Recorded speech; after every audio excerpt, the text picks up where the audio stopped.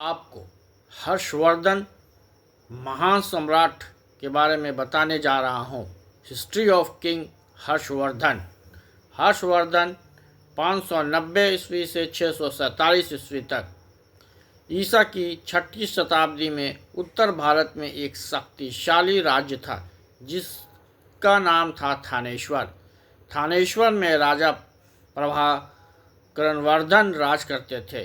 वे बड़े वीर पराक्रमी और योग्य शासक थे।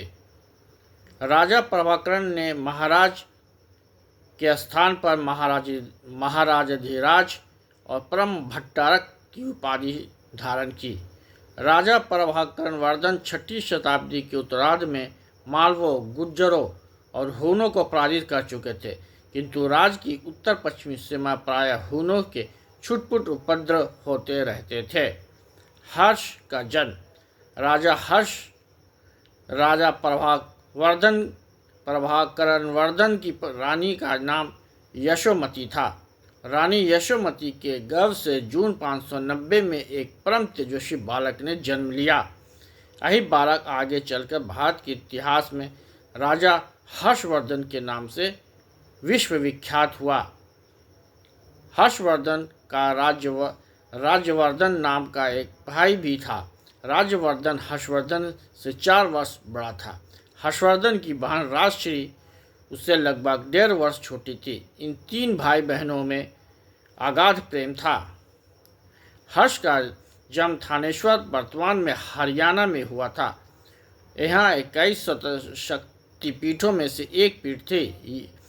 हर्ष के मूल और उत्पत्ति के संदर्भ में एक शिलालेख प्राप्त हुआ है जो कि गुजरात राज्य के गोंडा जिले में खोजा गया। हर्षवर्धन का राज्यवर्धन नाम का एक भाई भी था। हर्षवर्धन की बहन का नाम राजश्री और उसके काल में कन्नौज में मौखरी वंश के राजा अवंती वर्मा शासन करते थे। अब हम आपको सिंहासन के सुसत्तारूढ़ होने के बारे में बताने जा रहा हूँ। हर्ष के पिता का नाम प्रभाकरवर्धन था। प्रभाकरवर्धन की मृत्यु के पश्चात राजवर्धन राजा हुआ, पर मालवा नरेश देवगुप्त और गौड़ नरेश शशांक की दुर्बी सधी वंश मारा गया।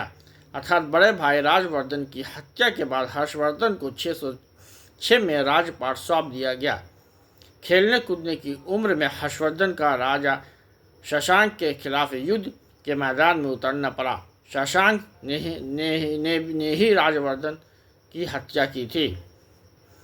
गुप्त साम्राज्य के पतन के बाद उत्तर भारत में अराजकता की स्थिति बनी हुई थी। ऐसे में हर्ष के शासक ने राजनीतिक स्थिरता प्रदान की। हर्षवर्धन का साम्राज्य विस्तार। महान सम्राट हर्षवर्धन ने लगभग आधी शताब्दी तक अर्थात 590 ईस्वी से लेकर 647 ईस्वी तक अपने राज्य का विस्तार किया। हर्षवर्धन ने पंजाब छोड़कर शेष समस्त उत्तर भारत में राज्य किया। हर्ष ने लगभग 41 वर्ष शासन किया। इन वर्षों में हर्ष ने अपनी साम्राज्य का विस्तार जालंधर, पंजाब, कश्मीर, नेपाल, बाल्मीकिपुर तक कर लिया। इसमें आर्यावर्त को भी अपने अधीन किया। हर्ष के कुशल शासन में भारत की तरक्की ऊंचाइयों को छू गई। हर्ष के शासन काल में भारत ने आर्थिक रूप से बहुत प्रगति की।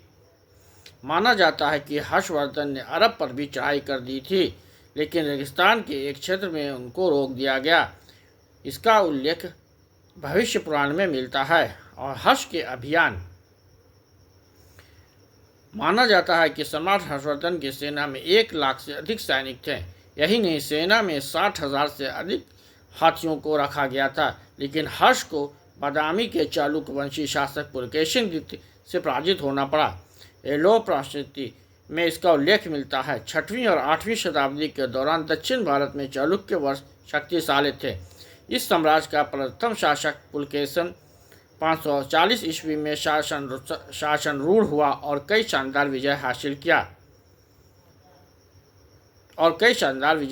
शक्तिशाली साम्राज्य की स्थापना की। उनके पुत्रों कीर्तिवर्धन और मंगलेश्वर ने कोकण मौर्य सहित अन्य पड़ोसियों के साथ कई युद्ध किए। इस तरह से हम बता सकते हैं कि हर्षवर्धन जो थे काफ़ी महान शासक थे और उन्होंने अपनी महानता को हर जगह इसका परिचय दिया। हर्षवर्धन के रत्नावली, प्रियदर्शिनी और नारायणानंद नामक नाटिकाओं में भी रचना है। कादम्बरी में के रचयिता कवि वानभट्ट उनके हर्षवर्धन के मित्रों में से एक थे। कवि वानभट्ट ने उनकी जीवनी के हर्ष चरित्र में विस्तार से लिखा है। हर्षवर्धन चीन से बेहतर संबंध। महाराजा हर्ष ने 641 में एक ब्राह्मण और अपना दूत बनाकर चीन भेजा।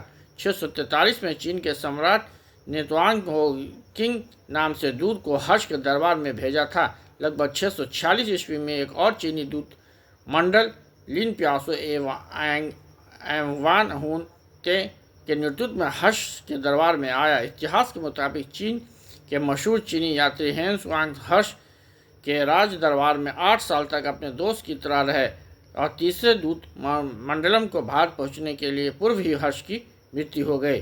हर्षवर्धन की अपनी पत्नी दुर्गावती से 2 पुत्र थे, पर उनके दोनों के बेटों की अरुणाश्य नामक मंत्री ने हत्या कर दी थी। इस वजह से हर्ष का कोई वारिस नहीं बचा। हर्ष के मरने के बाद उनका साम्राज्य भी धीरे धीरे बिखरने लगा और फिर समाप्त हो गया। इस तरह से हम देखते हैं कि हर्ष जो था भारतीय इतिहास में एक महान योद्धा और महान सम्राट के रूप में हमेशा हमेशा के लिए अमर हो गए।